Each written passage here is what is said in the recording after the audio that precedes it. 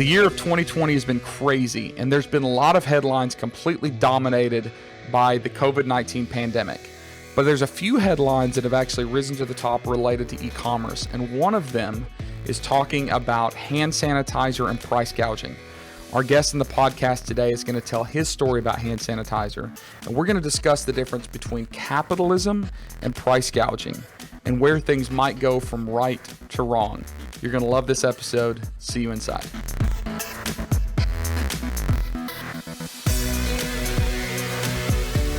Hey, everybody, and welcome to another episode of the AM/PM podcast.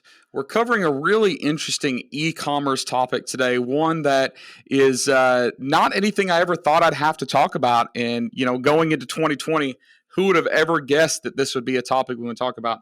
But I have a really cool dude as a guest today, Lance Wolf from Pennsylvania. How you doing, Lance? I'm good. Haven't seen each other since China, right? I think that's the last time in the flesh. That's it. Yeah, Lance and I have we've seen each other at a few conferences over a few years, and he came on one of my China trips with me. We got to know each other there and hang out, and he found some cool products, and he is living the e-com lifestyle dream, so to speak, right now. So, Lance, what I'd like for you to do is just kind of tell us briefly, just to kind of set the stage of who Lance is, and then we're going to get into this really controversial hot topic, but set the stage, how you got to where you are right now, sitting in a garage. We just had another guest, the same situation, sitting in a garage full of stuff, but you're a full-time arbitrage seller. So what were you doing prior to selling on e-commerce? How did you find e-commerce, Amazon selling? And what are you doing now currently to support your family? You know what? I almost feel like I've been doing this so long that when you've been doing something for so long, it's like all you know at this point. So if anything ever happened, I'm stuck with this. I have to make it work. So it's one of those things where you've just been doing it for a long, long time. And it started back, I always had an interest in finding products and discrepancies in products, trying to find A for a certain price and selling it for another price, where I can make money, make profit. I did the whole college thing. That was kind of forced. I'm probably going to force my boy too when he gets older, just to get that paper, got through college, struggled, was never the straight A student. Was very ADD, just had my head, just so many different thoughts. You can see that right now as I'm trying to explain like how this all began. So I really transitioned into, okay, you go to college, you get the office job. So my sister at the time was working the office job. It was an internet development company. This is like pre-Shopify, where you're actually creating all these modules and tools for people. And I was actually pretty good at it. They would send me to different offices and I would train people on how to use the software, like John Hopkins professors and all kinds of stuff. So it was interesting. I liked it because I like to talk to people, but I found it a little bit redundant, boring. Many times where you'd find me sleeping at the desk. So I got to a point, I'm like, okay, I really want to work for myself, kind of be my own boss.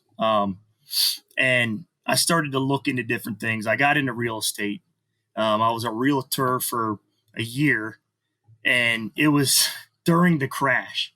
This was when they had the interest-only loans. Actually, take that back a year is when they had the interest-only loans, which I would have loved to get into real estate then. I got in right when that was over. So first year, I think I made like $20,000, and I was still living at the parents, so I didn't care. I was like, okay, this is cool, But I always had a desire to do something more, bigger than myself. And I literally, this is not made up. I got on Google and I Googled how to get rich, how to make money. And of course you get ad. I didn't know what that was at the time. So this one thing comes up about online selling, and I'm like, okay, this is interesting. And I assume that happens to people like me every day, every minute. People were always looking up this online business, e-commerce. So I started to dive into it, and I started the way a lot of my fellow sellers started, with the books, going to book sales, looking for books, selling them online. And then Chris Green came along with the software where you could start scanning toys and electronics. And when I say scan, I mean you use a little app on your phone and you can find out like what that product goes for online. Um, Years and years of doing that really evolved into learning new things, learning new techniques. And there wasn't this information stuff then. There might have been like a few guys. I remember like the eBay doctor. This was years ago. You'd see him like on late night TV. Um, but you didn't have the information. You really had to figure it out on your own. So this was pre FBA. If there's people out there who have never sold on Amazon, FBA is sending all this inventory, all this crap into Amazon and letting them deal with it. When I first started, you had to ship out all your orders. So I would have stacks of orders like this. I was still living at home at the time. My dad would help me every night. We would get in fights after fights after fights because we're always bumping heads. He's very systematic. And I was like, come on, just do it. I'm a do it, screw up guy. So that's really how I ran my business for years and years. And that's how I would learn, by screwing up. So let's take this to a couple years ago, 2-3 years ago. I stumbled upon a really, really good business. I was selling textiles, bed pillows, sheets, anything that had to do with like home and kitchen type, stuff for the bedroom. Yeah, and at this point, if I remember the story correctly, you aren't just reselling stuff. It's not just arbitrage. You were actually sourcing products from China, selling private label stuff, and you were bringing in. They were like organic bamboo fiber bed pillows, right? Like, weren't you one of the first couple of guys that really hit that trend? Oh my gosh, the bamboo pillows were absolutely insane. You would just like, as soon as you had a couple guys review the product, you're already like ranking on page 1 for bamboo pillow, which is obviously a humongous keyword that people were searching for because it was like the trendiest thing at the time. Oh, get your bamboo pillow. And these things were literally made of like 1%, not even bamboo. It's like the stuff that's extracted from the bamboo. So they were pretty junky, but they were selling. And this was at a time where you could do that. You could take any product. AMS was just like making, there's millionaires everywhere. And remember the amazing selling machine? Yep. So I was kind of inspired by that. So that's like you said, I got into private label and I started working with manufacturers. But anyhow, it turned into a multi-million-dollar business, which I was able to profit really well too. And I was kind of like, okay, I finally made it. I started this thing in 2006. This was 2016. So 10 years, I'm like, all right, I deserve it. I almost had this entitled feeling like I've been doing this so long, I deserve this. And that's when Amazon just shut the faucet off. You weren't able to sell junk anymore. You had to actually have a good product. And I was at a point where I can't change. I have to stick to this. I have to make this work. I need new ranking services. I have to rank. And it really turned into a mess. So the following year, pretty much all the money I made was probably lost in giveaways and bad products that we invested in. So like I said in the beginning, I really learned off screwing up. So that was probably my biggest screw up. I almost put our family into bankruptcy. So I was able to dig my way out. And I almost have this like community of other entrepreneurs where they have a similar story where, man, I almost went bankrupt. And many did go bankrupt and they were able to pull themselves out. But it took a lot of hard work to get to today. So I bring you to today where it's really products for me. Like, what are people looking for? What are they searching for? What's the trends? And we're going to talk about that in a little bit. I think Tim's got some cool stuff for you guys about like what's happening in the world. So a lot of my success now is based off seasonal wants, seasonal needs, Christmas time. I've already put in all my orders for Valentine's Day. I have my conversations all ready to go. Conversation hearts. Remember the love you, kiss you, all that stuff. My Christmas orders, a lot of the grocery orders are in. I put in like a $20,000 order just for one product every year. And it's a staple. And it's funny, all the screw ups that I did have in the past really led to being able to determine what sells at what time. Yeah. How much should I order? Because a lot of people starting out are like, I don't know what the hell to even source. Like, there's millions of products out there. Yep. What do I order? What am I looking for? So for you, you found, you've launched your own products, you've sold private label stuff, but you've kind of wrapped back around to this reselling thing, because what you're saying is there's so many opportunities to buy low and sell high, essentially. So, Sure. it started off with books, and now, you were telling me prior to us recording, you showed me one of your products that I won't share, but something that you found like trending on a social media platform, and you said, this year just reselling this thing, you'll make $100,000 off of it. Which is I made $100,000 just amazing. off that one product, just off the one, and that's profit. That's not sales. That's not, oh, it looks cool. Let me show you my numbers. And it's probably more than that. I'd say maybe 150,000, and I still have thousands of these in stock for Christmas. Nice. Yeah. All right. So your whole objective in life right now in your business, buy low, sell high, and you're doing that. And your bread and butter is finding those opportunities. So you take your ADD brain, you let yourself run wild, you use different techniques. We won't share all your secret sauce to find these. So let's fast forward to 2020. All right. 2020 was crazy. I remember January and February, I was still going to events. I was out with, in London, and I was in New York, and I was in San Francisco. I remember seeing you. I was like, he's everywhere, man. Yep. What's he doing?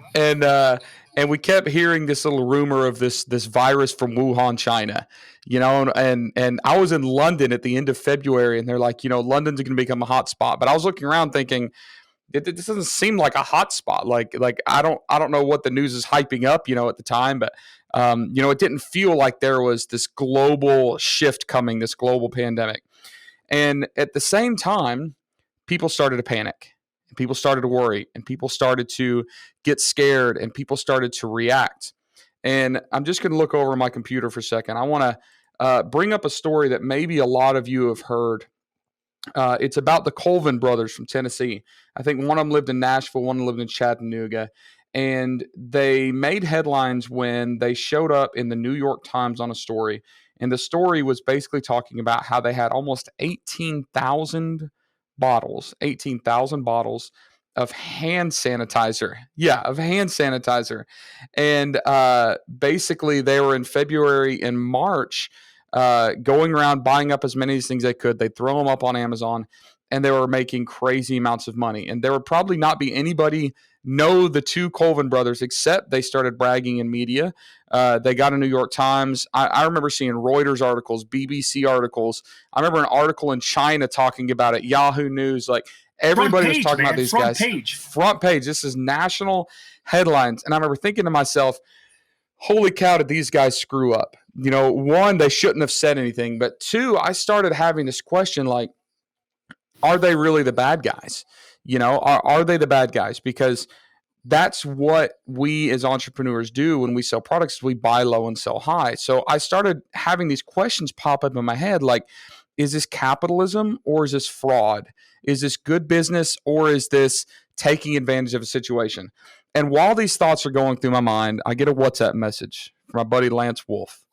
And Lance, I remember that. I was all excited. And Lance was like, holy crap, Tim, I got to show you something. And Lance started sending me screenshots where I'll let you tell the details, Lance. But basically, Lance, in his research methods, buy low, sell high, and just to defend Lance a little bit, this is before things were declared a state of emergency. This is before, it was really a concern here in the U.S. There was just enough panic going on where people started buying hand sanitizer, but there wasn't a single U.S. death. I don't think there's a U.S. Case. Lance caught this super, super early, and he's sending me these screenshots where, I don't remember, you're selling, like, you were buying hand sanitizer for, just I want you to tell the story. Like, talk about how you first saw this opportunity, hand sanitizer, and just walk us through the craziness that ensued afterwards.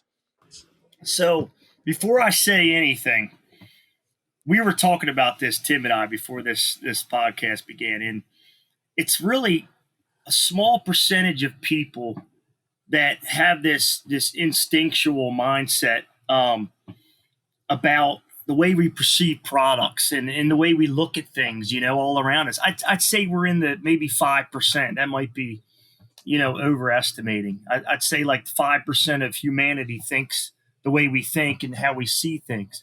So here I am thinking, okay, here's an opportunity. And this is early February, right? Oh yeah. This is. I think the actual emergency was like March 14th. It's funny, I know that exact date because that's when I knew to cut it off. But we have this mindset. There's two ways to perceive this thing, and most of humanity, most people are going to say this is greed when you're selling products. And I don't even know if you got into this yet, but what we're going to talk about is how much is too much during when there's a need. Are you selling it for a price that's greedy, that's taking advantage of people? I guess that's pretty much what we're getting at right here. And most people are going to say yes. I'd say 95% of humanity is going to be like, yeah, that's messed up. That's BS. Those of you that are listening, if any of you are starting to get, really animated or emotional or hot about this topic, let me say this. Lance and I are not here in this episode to present to you the answer. We are not saying what's right or wrong. We're not telling you the way things should be. What we're doing is we're even going to stay away. I'm going to stay away from my opinion. All right. Let me say that.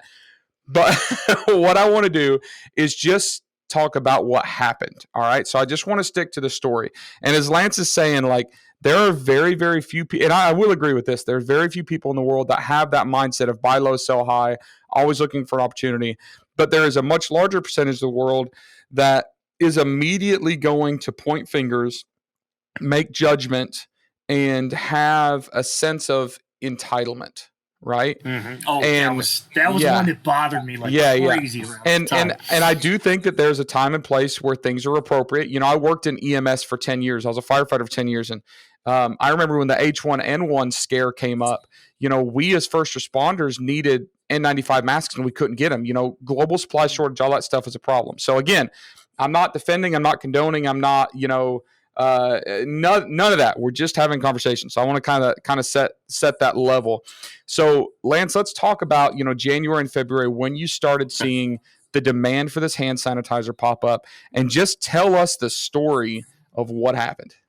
Okay. So I started seeing a demand for a lot of different things, specifically hand sanitizer. And I have people that I talk to a lot that sell the same items as me, and Amazon sellers that I have all these partnerships with. So one seller that we pretty much talk every day, and we're like having a conversation. What do you think is going to be in need right now? Because we think about this in seasons, so this is almost like a season situation, but it's not really a season. It's a time of need for specific products. And he's like, well, they're talking about how sanitizer now is like this like holy grail product that people think's like it's going to protect me from this corona thing that we don't know anything about.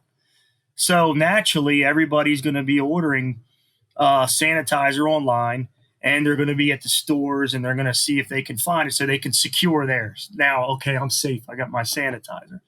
So immediately I start looking in stores, and I find some right away because I kind of got a head start on this. And I'm scanning these products. And again, I'm scanning to see what they're going for online, Amazon, eBay, different markets. And it's like, oh my gosh, this 8-ounce thing of hand sanitizer selling for $49.99, and I'm paying $2. So, okay, I'm going to buy this and sell it. I mean, that's the nature. It's like, I've been doing this 14 years. The nature of my business is to find stuff like this. So I get all excited. I'm on Staples.com. I'm looking at places that other people aren't going to be looking. I'm looking at Uline. I'm buying hand sanitizer like on Uline where you buy boxes. And so I'm doing this. I'm sourcing dollar store. Nobody thinks to go to the dollar store. And let me take you back because I got ahead of myself. The reason I'm looking for these one-off stores is because like a week into this thing, I'm seeing that you can't even find hand sanitizer anywhere. Yeah, Walmart's out, Publix is out, everybody's out. All the big stores are out. So that's why you were finding these kind of tier 2 stores that people weren't expecting to find it. Exactly. My wife calls. She's like, "Oh, me and a coworker were at Target, and they said that there's no hand sanitizer." I'm like, "Yeah, right. They definitely have hand sanitizer." I get in my car, drive to Target. Holy hell, there's no hand sanitizer. This is crazy. So, like, first thought, all right, I've done this so long, I can find products. I know that, like we said before, we're in that 5% that know how to get this done.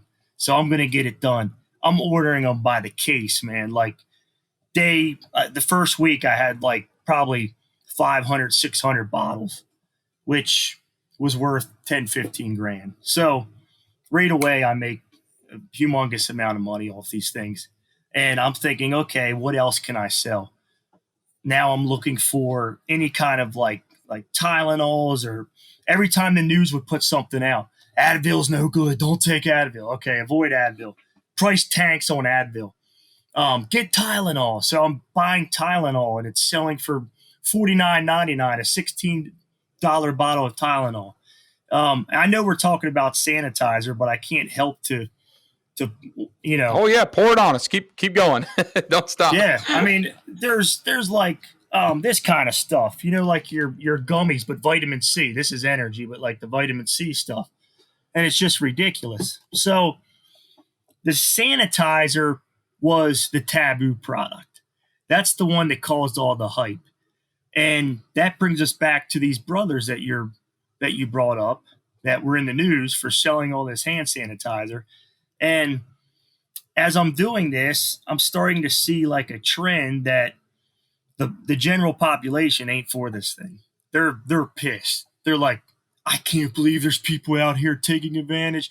I'm getting messages on Amazon. You deserve to die. I mean, horrible things. Like, I hope you burn in hell. I'm like, man, I'm really a nice guy. Like, this is crazy. I'm just doing like what's in my nature. I'm looking for discrepancies. I'm out. This was my argument, which I don't really agree with now, but at the time, I'm risking my life for these entitled people. I'm out here, like, nobody knows what this virus is about yet. Yeah, so this is when there was so much speculation. Like if you go to Walmart, you're gonna get coronas and die. Exactly. So nobody's wearing a mask. And I remember a lot of people talked about that. I remember that the argument came up like, hey, this is price gouging. And other people were saying, well, you're calling it price gouging, but you're terrified to leave your home. Right. Exactly. So like you're going to pay premium for me to get in my car, drive around every hillbilly, dollar store and buy these things. Me, I was in every hillbilly place. Yeah. All right. So keep going. Yeah. So it's like, I was so pissed off. I was like, oh, if I get another message, and I got some arguments, and I've been doing this 14 years. I've never been in like a one-off tit for tat argument on Amazon. I'm very professional. I just refund everybody.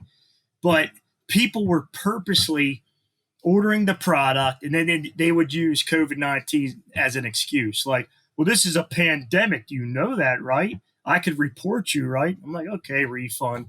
So it was just like started to eat at me. And then it led up to these guys getting in trouble.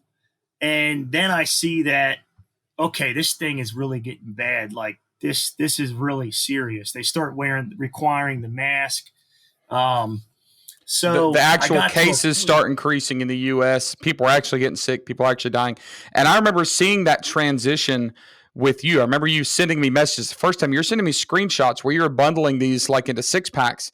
And yeah, I don't know if you want to talk about how much you were selling them for, but it was an ungodly price. And I remember thinking, holy crap, Lance is making an absolute killing right here. Oh, it was like you're making 10 grand here, 10 grand there, and it was ridiculous money. It just didn't feel like, when you're doing something and you're like, this isn't going to last, or something wrong, you just feel it. Yeah. It just didn't feel right. It did not feel right. And I remember seeing that, like your messages, you were on a roll and you were so excited about this. Like, Tim, nobody realizes what, a cash cow this is. Like, this is, it's the gold rush. And I remember, several days later, you sent me another message that's toned down a little bit. And then a few days later, and then after a while, you're like, dude, I'm in too deep. I don't know what to do. This is getting bad. And then I see the, like your whole demeanor was changing. And then the Colvin Brothers news story came out. And I remember as soon as I read that story, I messaged you and I'm like, dude, how's that hand sanitizer stuff going? And I remember you read them. I saw you read the message and then no response for a long time. And then after a long time, you respond, you're like, dude, I got to get out of this. like I need an intervention. I got to stop, right? Yeah, I'm like, I'm done, man. This is crazy. And you know what they did wrong, those brothers? They didn't stop. Like, I remember the state of emergency was called like March 4th, maybe. For some reason, I'm thinking 4/14, March 4th or 14th. But I stopped selling these like the day before in anticipation of this emergency, because I kind of started to hear rumors that they're going to call this emergency. And I did it even before my state called the emergency. Then they had the national emergency. So that was the main thing that really helped me. That was, that I didn't get in trouble like these dudes, because they were doing it probably like a couple weeks after that. And it was almost something where it's like, you just got to stop. You can't help yourself. Like, you just grab the sanitizer. You're like, no, I don't want to get any more, but you can't help yourself. But I had to use that discipline. And then I got the letter. I got a letter from the PA state attorney. And I was able to document everything, showing that there was no sales after this specific date. And I refunded every damn customer. I went through refund. So I didn't make $1. That's the end of the story. I didn't make anything off this stuff. And I could show you all. I could share screens right now and show you how I refunded everybody. But I never heard that part of the story. You never told me you refunded everybody. It was so sad. Like, my heart was just broken. I'm just like, refund. This is horrible. Refund. And they kept it. Everybody got to keep their hand sanitizer. But the most important thing I forgot to bring up is, after that emergency hit, I still had a humongous supply. I had like thousands of dollars worth of sanitizer. And my wife is considered essential. She works at a hospital. She works HR. She repositions employees, and she has a big part in this whole thing, even though she's not wearing a mask and doing surgery on people. So I donated like thousands of dollars of sanitizer to the hospital, and they didn't have any. I mean, they had like minimum. They have to have something. It's a hospital, but they really needed it, and they were really grateful for it. And then I took it a step further with the Chinese. Remember the connection you gave me from China?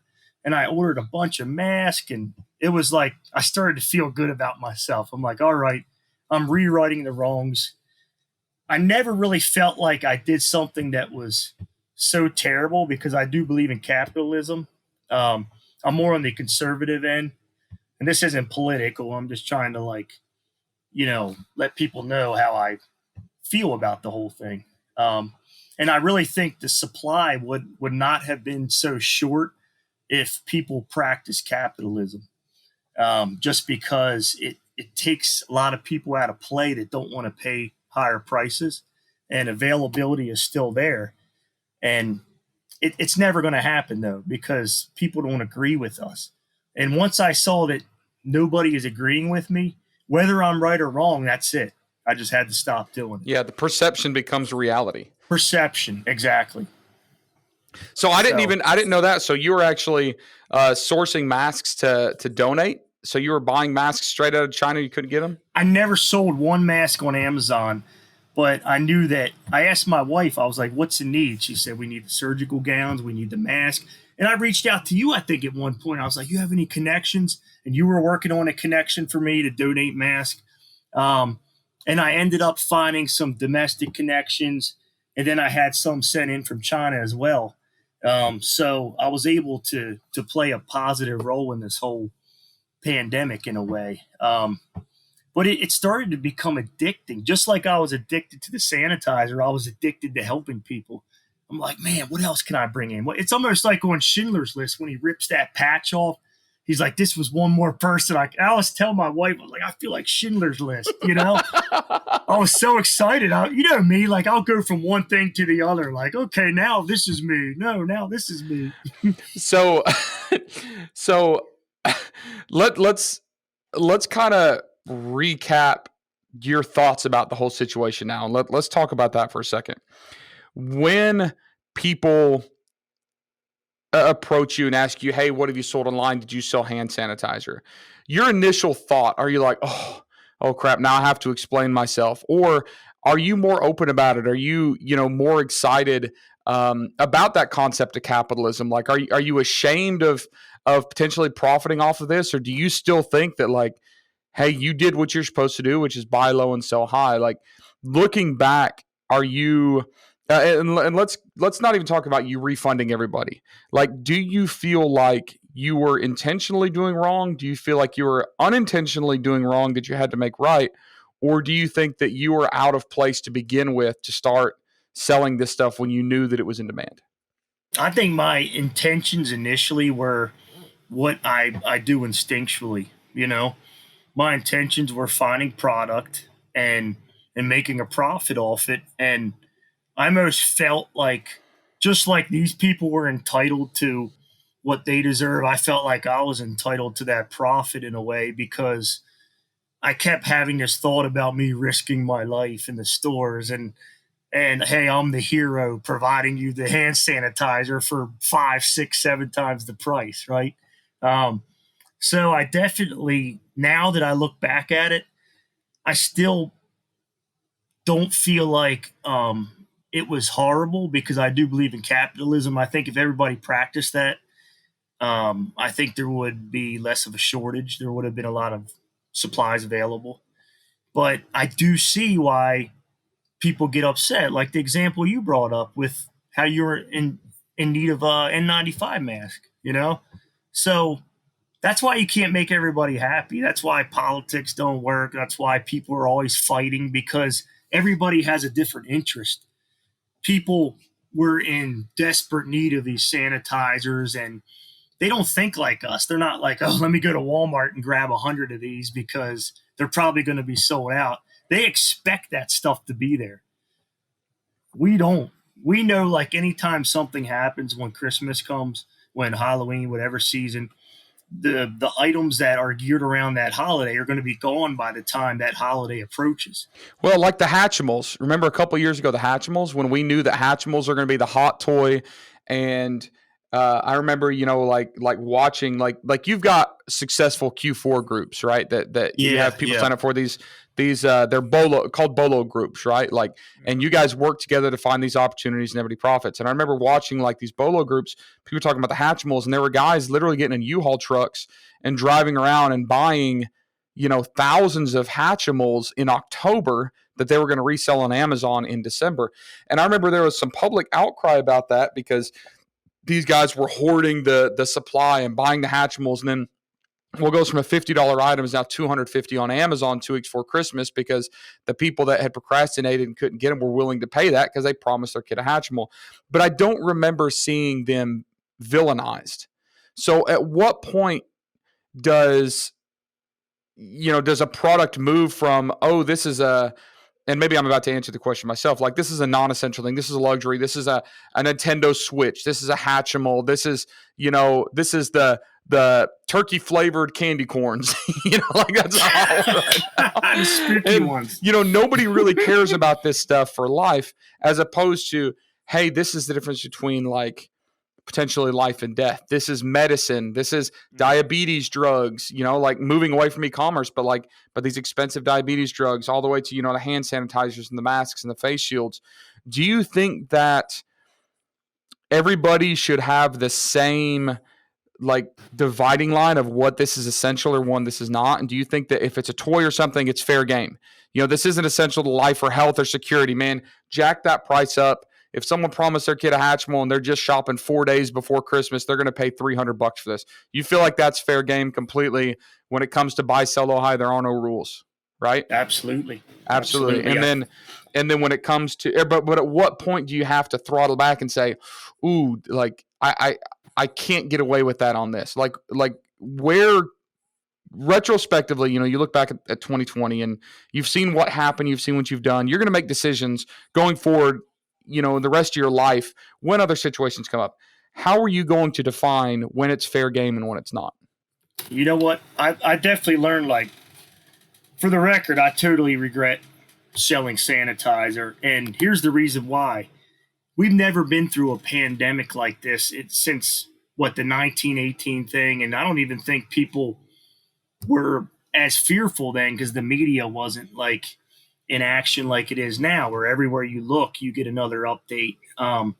So I definitely regret that I sold the sanitizer, but I didn't really, I've never been in a situation like that. It wasn't something I could mentally prepare for. And if I would have had the hindsight where I knew like the egregiousness of what was going on, I would have never sold that stuff, because now I see, just having my wife in the hospital and seeing how real this thing was, like I'm never selling sanitizer again. Even if it's not a pandemic, I'm staying away from that crap.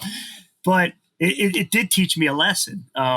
Some things are hands off. Some things we can't sell. But guess what? I'm going to sell that damn toy for a million times the price if I have the opportunity, because that's not an essential.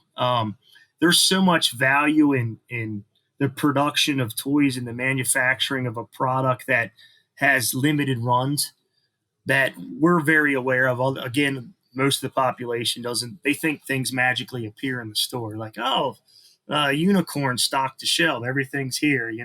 They don't understand the logistics of the Chinese holidays, the things that like the cargo ship.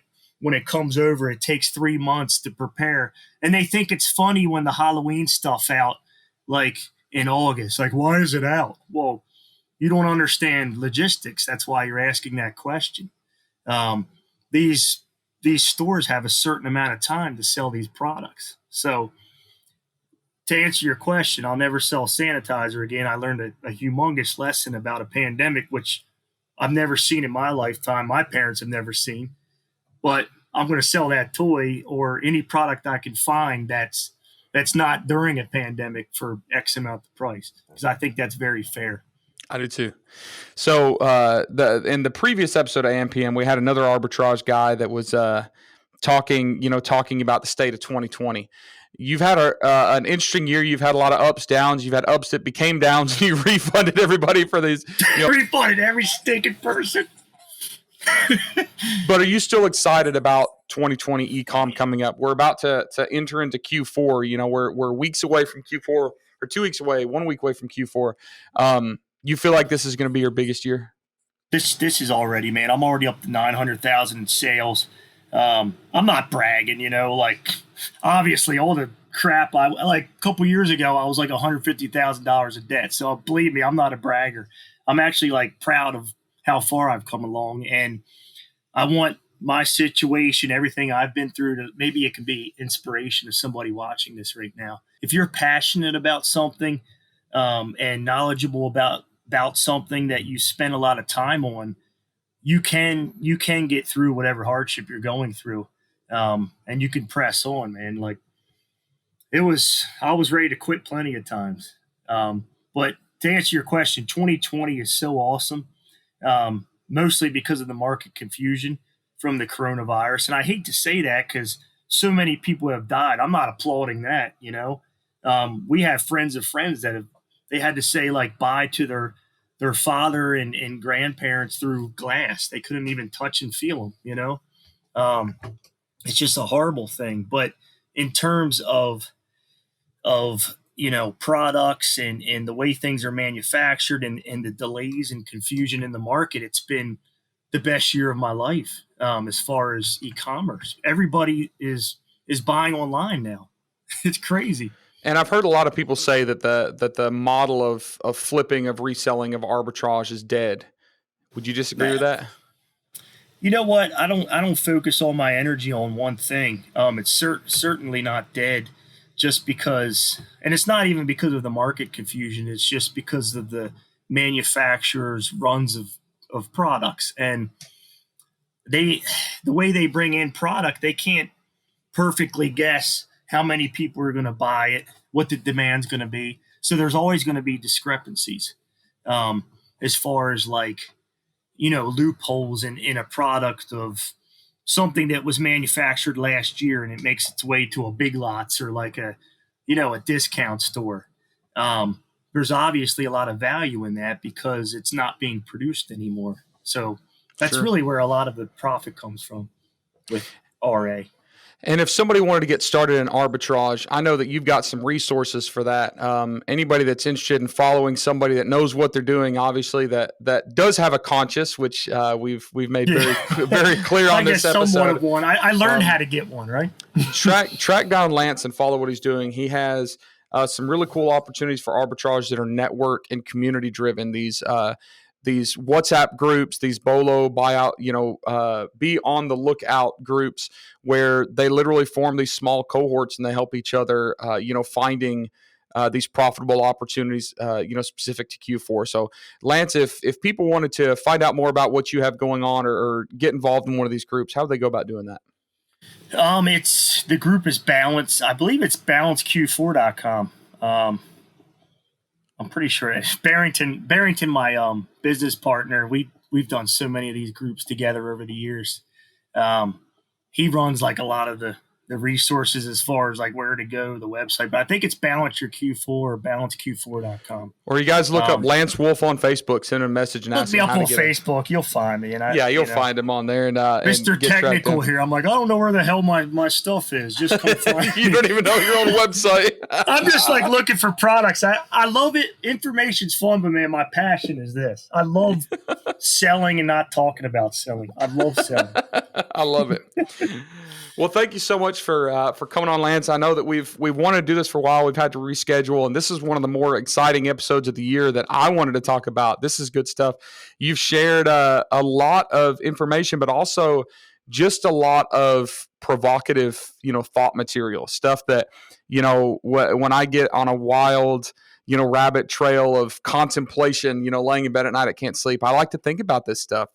Is this wrong? Is this right? Where does capitalism become greed, or where does capitalism become wrong? And understanding your story and hearing your story, I think that you've actually cleared up some of those thoughts in my head, so I appreciate it. And I suspect that some of the listeners, maybe some of you are excited about finding these hand sanitizer opportunities. Some of you hate Lance's guts. I think that a lot of you, though, have probably got some insight into a real world scenario, into, like a first person account of this hot topic that came up. And maybe most of you listening have not had that opportunity to hear a candid storytelling of that, which I think is super valuable. So again, I've said it before, if you guys would leave a review on this podcast, whatever platform that you're listening to, that helps us, rank and get the message out and get this content out to more people.